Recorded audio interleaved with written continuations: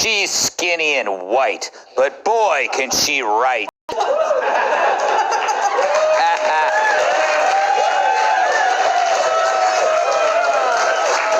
It's the book spawned by our favorite angry blonde. That's right, Kat's very first book, You Can't Joke About That, comes out tomorrow. It's the first book to have a spine wider than the woman who wrote it. And if you don't buy a copy, you'll be dead to all of us. So join us, with us, the author and box of toothpicks turned into a woman by witchcraft, Kat Timpf. Oh, baby. Congratulations on this magnificent book. I want to say what's very interesting about this is that anybody in the building, i.e. Fox, that reads the book, you know who reads it and who doesn't, because the people that contact you read it. Yeah. Because if you didn't, like, if you get the book and you read it, they have to call you. About chapter 5. Yeah, about chapter 5. Chapter 5. I don't want to get into it here because it's basically about a incredibly graphic medical emergency. A medical situation. Yes. Yeah, so we're not getting into it? Okay. Oh, no, you can talk about it. Well, I talk about a lot of things in the book that I went through. I talk about, being broke, struggling. I talk about the nights I spent on a bus. I talk about breakups. I talk about my dying. And then there's chapter 5. Yeah. Which is an emergency ostomy surgery that I had in 2020 and told no one about. Mm-hmm. And was on television throughout with the bag. Yeah. And the reason I didn't tell anybody is because I didn't want everyone to get all weird the way everybody's getting right now. Because I was already feeling weird enough, and I wanted to be able to joke around about it, and I felt so weird, but I realized that so many things in life are like that, tragedy-wise, because of the exact rules for speech that we put in place to try to protect people in tough situations.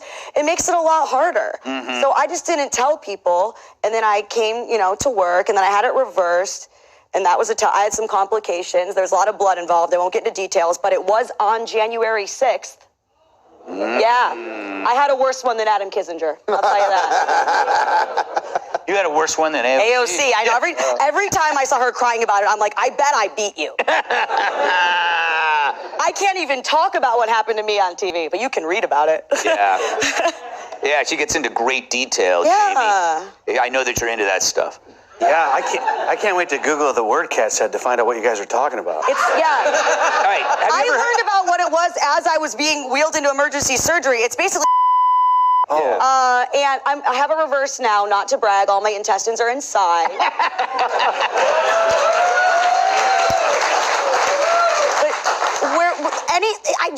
You made me feel better because you were like, Kat, this is your Vietnam. Yeah.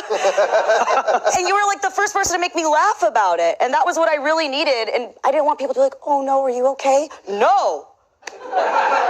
Well, the reason why this chapter fits so naturally in with the book is because it proves the point. Yeah. I don't know how I would have handled that situation, even though I'm just a few years older than you. Yeah. Yeah. So I was on the phone with my dad after it was reversed, and he was like, Kat, you're 32. What have you not been through? And this is how I got the idea for a book, because I said, Dad, every tough thing you go through, you're automatically building a connection with everyone else who's gone through it too.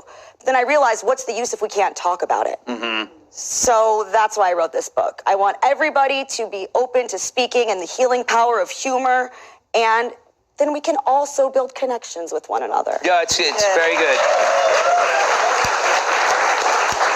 And not for nothing, but your book has an index.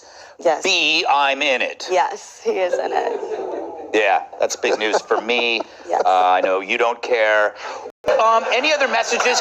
You have to understand, this book actually has jam-packed with research, scientific articles supporting your arguments about the healing power of humor. Basically. Yeah. It's scientifically proven.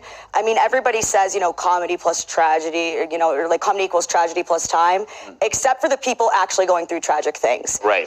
People suffering with terminal illnesses, people who are grieving, they say humor actually helps them in that moment. Mm-hmm. And I'm so sick of the view that it's speech versus sensitivity, because it's not. Actually, you can say whatever you want, you can be as offensive as you want, but also speech can really bring us together. Yeah. What is the look on your face? I'm trying to think what Joey's thinking. I'm just starting to think Joey's going Oh, congrats on the reversal. No, I'm just kind of pissed because my bag only had pee in it. Like I had one too at the same time. I remember like meeting important people at Walter Reed with a whole bag of right beside me. This is a talk show, not a hospice. But I will just say, anybody who says you can't joke about something is actually being actively harmful to people in bad situations. It's a miserable person. Because people who are going through things need humor to heal. Yeah, you're right. All right. Yeah. Buy the book. I want you to get that thing to #1 on Amazon. So we wake up in the morning and it's like, whoa. Yeah, plus he told me that would happen when I was in the hospital. It made me feel better, so don't make it a lie.